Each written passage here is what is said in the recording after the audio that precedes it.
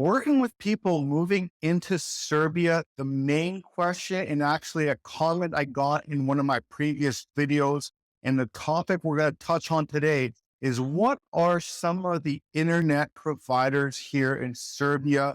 What kind of services do they provide? And who should I go with? So that's what we're going to talk about on this video. Now, being that we are in a digital world, you're watching this on a digital device, and those that we help move to Serbia often are asking, hey, we need internet right off the bat because we are working online. We're going to set up an online business. We want to stay in contact with our family and friends back home. And so we want to have a good internet system. We want to have no lags. We want to have high speeds, all that type of stuff. But what type of companies are out there? And this is something that we actually do help our clients with is if they're looking to purchase an apartment, move into a new place, whatever it is, and they want to go set up their internet services. We actually will go out with them and help them get the paperwork all signed up, bring the documents that they need to get signed up and ensure that they're getting the correct service that they're actually asking for. And so today we're going to run down some of the top companies here in Serbia, who I personally use, some of the issues I've had with one of the companies here, especially if you're looking to purchase something in a newly developed area, such as we did. And so let's dive into this video. If you're looking to move to Serbia, before I get into this, please feel free to reach out to us at relocationserbia.com. Book a consultation with us because everyone's situation is a little bit different. And we want to make sure that we provide the best service possible to each and every one of our clients this year in 2025 and beyond. So let's dive into this. Serbia has a well-developed internet structure or infrastructure, should I say. That is one of the reasons that there's so many IT businesses set up here in Serbia. So many digital nomads come to Serbia to set up shop, to actually just stay here in the beautiful spring, summer, and fall. And even the winter's not too bad here either, if you ask me. And, sit around at the cafes, drink some coffee, and do their work. And so most of the major cities such as Belgrade, Novi Sad, Niš, Kragujevac, they have phenomenal internet services. I do not believe that we currently have Starlink, but that is something that is coming into Serbia. But I'll give you a quick little tip on that later on in the video as well, because there is a little bit of a workaround when it comes to that. Now, when it comes to rural areas, if you're looking to live in the villages, you're going to have a little bit more limited options. But you will have mobile internet on your phone, which you can typically use in the villages, and some people do. But again, when it comes to the villages, those are all going to be designated to certain companies, and they're typically going to be, given out to the companies that I'm about to mention.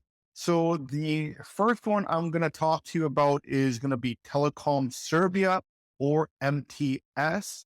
They are the largest ISP provider offering fiber optics, DSL, and mobile internet with bundled packages. Then you also have Serbia Broadband, or SBB. They have cable internet provider and high speed plans and TV bundles. You have Yettel Serbia. They have some great services as well. They're known for their mobile internet and fixed services under the HyperNet brand. You also have A1 Serbia. They have broadband, IPTV, and mobile internet. You have Orion Telecom. They specialize in fiber optic services, and you have EU Net, which provides DSL internet and additional IT services like web hosting. Now, I know some people who are with A1 and they absolutely love them. I know people who are with Yettel and they absolutely love them. I have Yettel actually as our business phone, and I have the internet with them as well. And I cannot complain.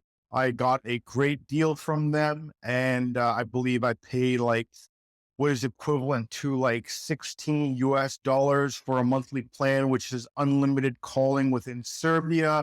I get roaming data, and I also get 40 gigs of data on my phone that does not include, or sorry, that excludes anything that I use when it comes to apps. So if I'm using Facebook, TikTok, LinkedIn, or any of those other platforms, that does not go against my actual data use, which is absolutely beautiful.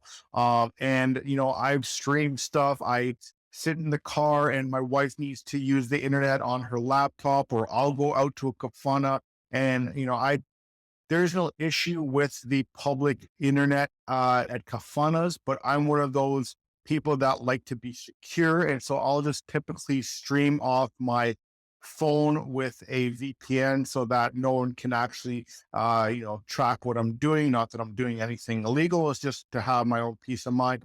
And I've never actually gone over my data. And so I use my internet quite vigorously on my phone through Yettel and have never had any issues. I've driven around Serbia with GPS, both on Wave and on Google Maps, and have never had issues with internet or having lost the signal either. So it's really, really good. Now, the other one I have is SBB that comes in with my home internet services. Now, with SBB, I decided to go with them is because when we first purchased our place here in Novi Sad, we bought it in a newly developed area. And so when we came in, MTS had their flyers plastered all over the place. And so I called them because they were a little bit cheaper. They offered a little bit higher speeds.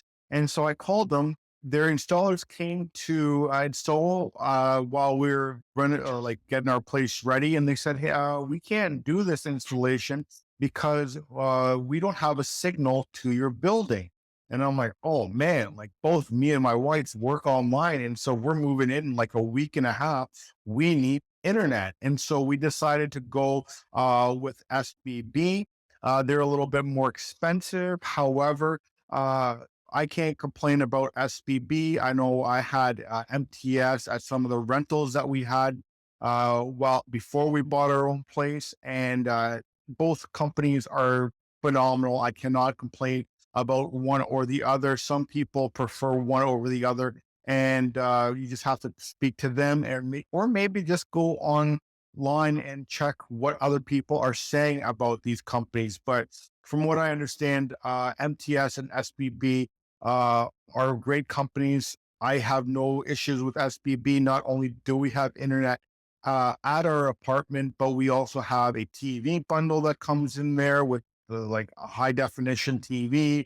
We also get a home phone number, which we don't use either of the TV or the home phone because we don't watch TV and we don't need a home phone. I have a mobile number on my cell phone. That's typically all I use, and that's that. And I know MTF also has some pretty great bundles. And some of the technologies that we do have in Serbia is, of course, fiber optic. They also have DSL, like I mentioned, I believe, above cable internet and mobile internet. And when it comes to mobile internet, we, of course, have 4G and LTE. And I think they also are expecting 5G to roll out in the near future. Now, you might be asking, what are some of the costs when it comes to internet?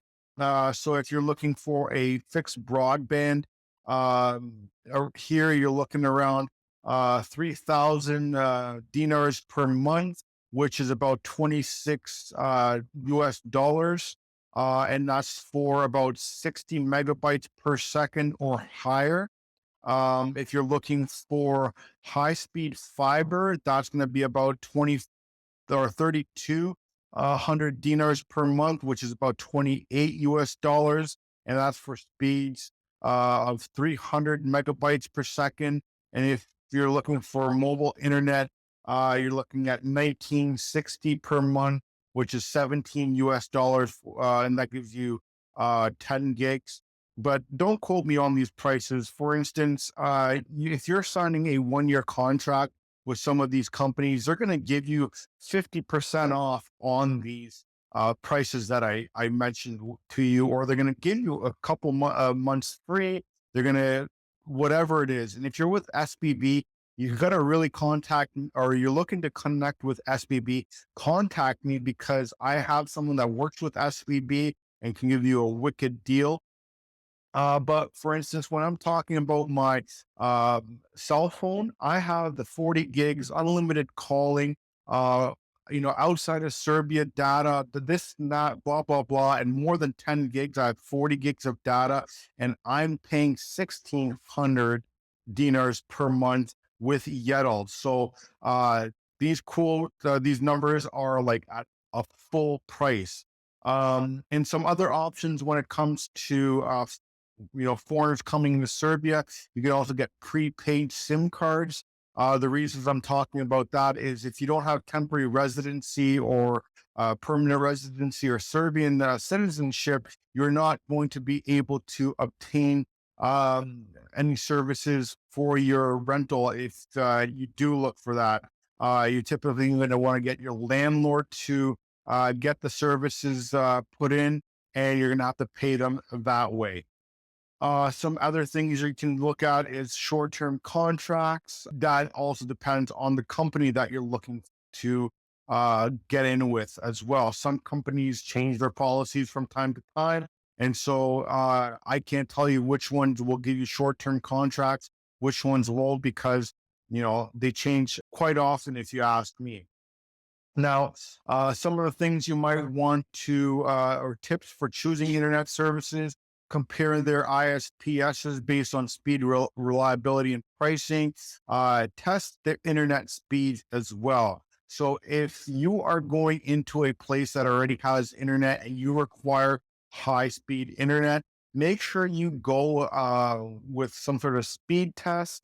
One that I like to use is fast.com. You can download that on your smartphone and go in there, connect with it, and check how fast your speeds are, just to make sure that you are keeping them to what they're telling you that the speeds are, and you're paying for the speeds that you're supposed to be getting. And then also check the contracts. If you're signing a contract either with your landlord or with the company, or cancellation terms, so you avoid any unexpected fees. Of course, a lot of the contracts, 100% of the contracts here in Serbia are going to be in Serbian, Latin, or Cyrillic. And so if you can't translate any of that, you may want to get someone who can for you, or you can even reach out to us and we can help you out with that.